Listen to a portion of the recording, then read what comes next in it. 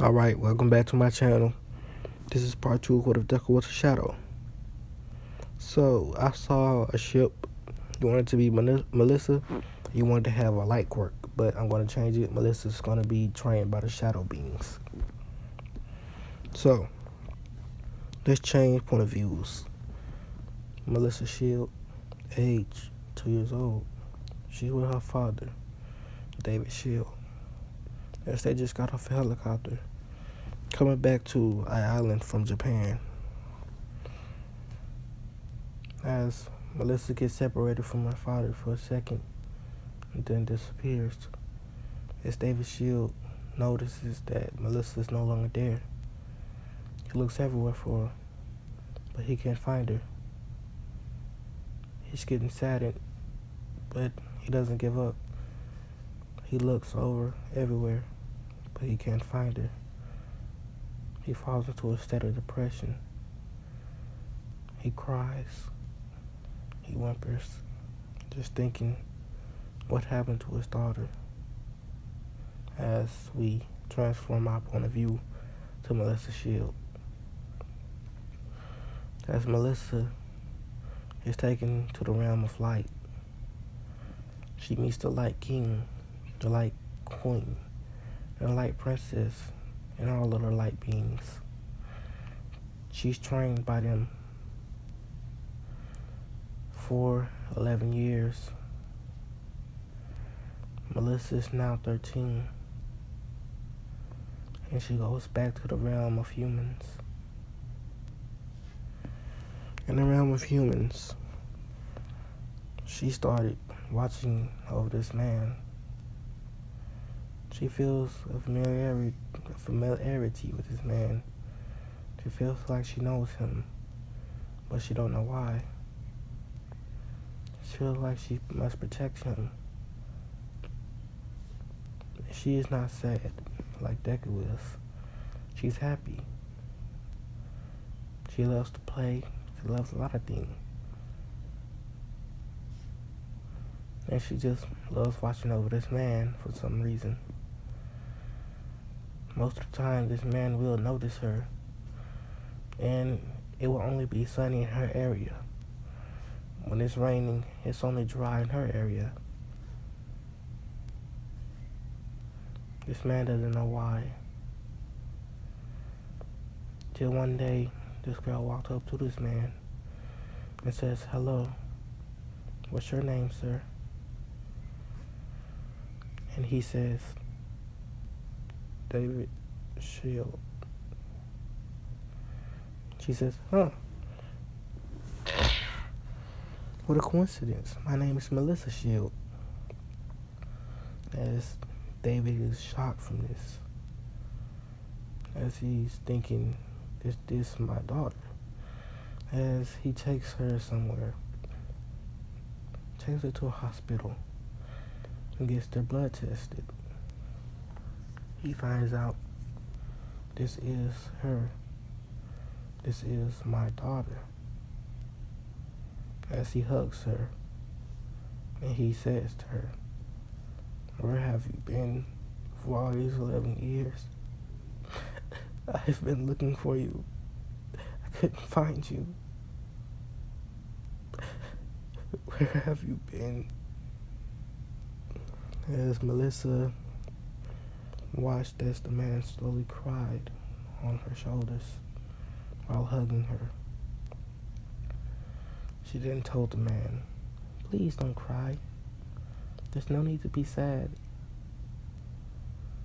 As the man stopped crying, and Melissa said, "I was raised in a realm of light."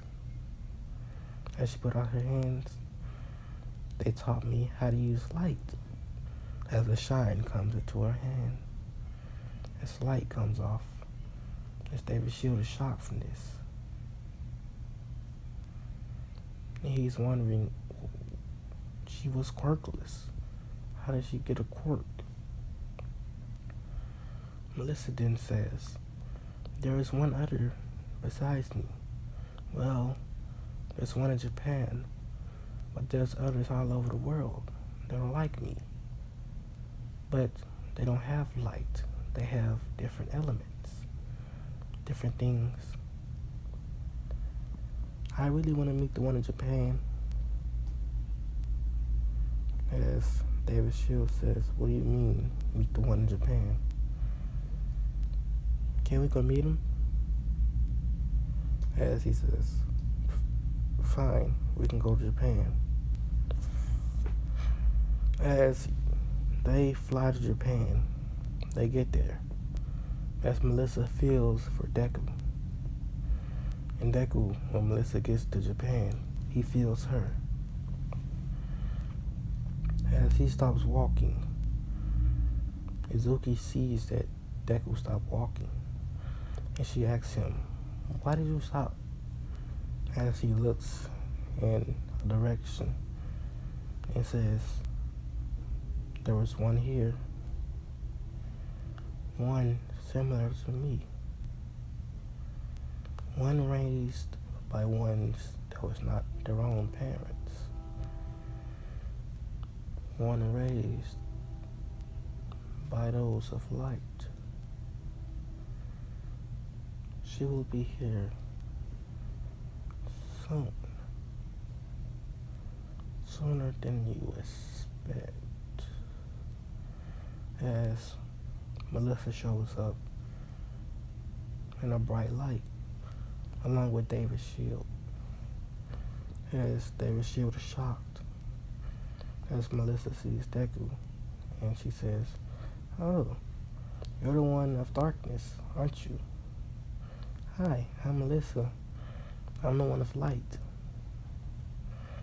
As Melissa shakes Deku's hand. For some weird reason, Deku's heart rate starts to, increase. He starts to feel this strange feeling. He's never really felt it before.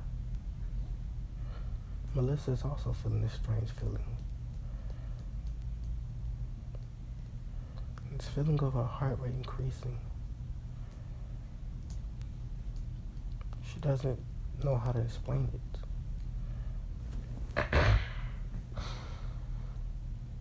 She can't explain it. So, as Melissa starts to talk to Deku, she started asking him questions. She started becoming more and more liked by Deku. She starts liking Deku more, but she doesn't know it yet. So Izuki chimes in. So, you two like each other? Deku says, what do you mean, like each other? As she says, you don't know what it means to love someone? Izuku shakes his head. I don't.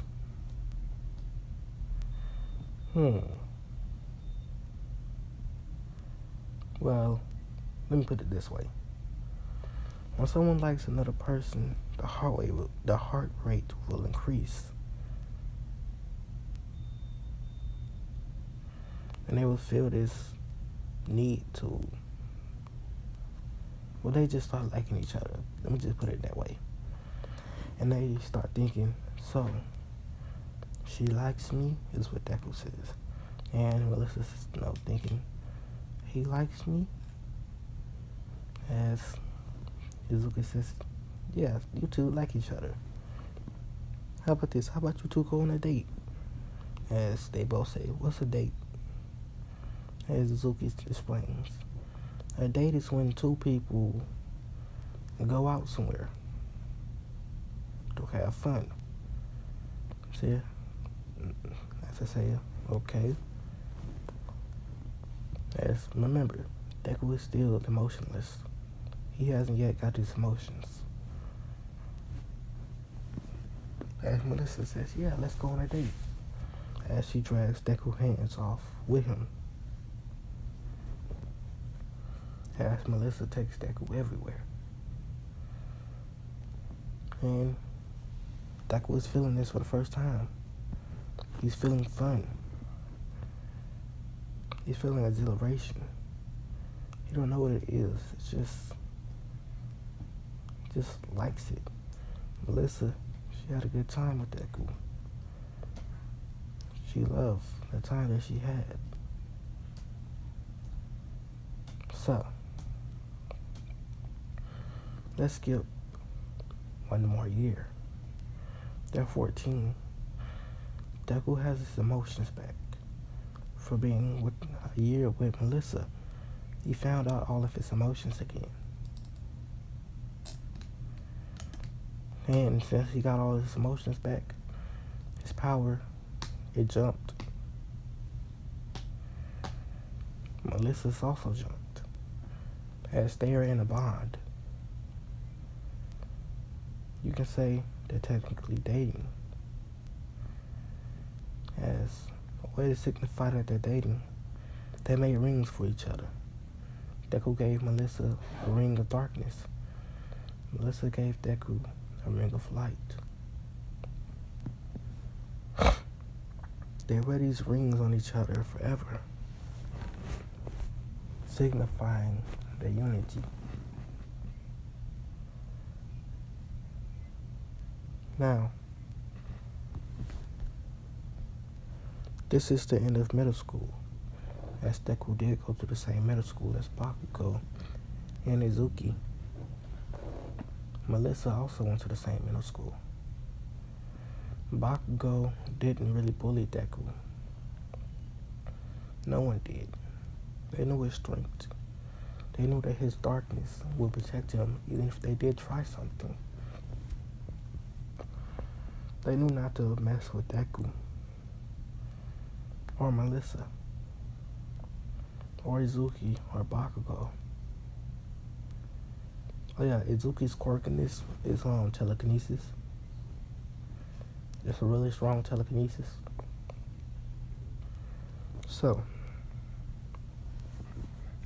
Bakugo did not know that Izuki had a brother, let alone a twin brother. So he was shocked when he heard that she had a twin brother.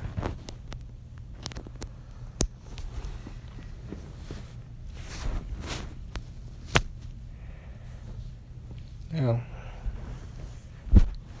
this is the end of middle school.